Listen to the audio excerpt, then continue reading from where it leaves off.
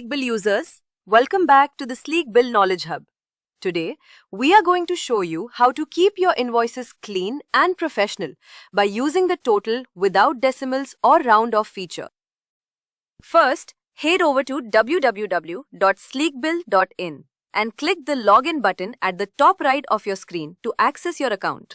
Once you're on your dashboard, look for the Preferences tab. This is where you can customize how your invoices look and behave. Inside Preferences, go to the General section. To remove decimals from your total, locate the Round Off option and enable it.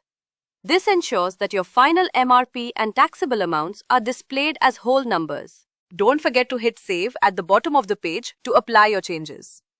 Now, when you generate a new invoice, your totals will be perfectly rounded. No decimals required. And that's it. A simple way to keep your billing precise and easy to read. If you found this helpful, stay tuned for more tips from the Sleek Bill Knowledge Hub. If you enjoyed the video, please like, subscribe, and share it with others in need.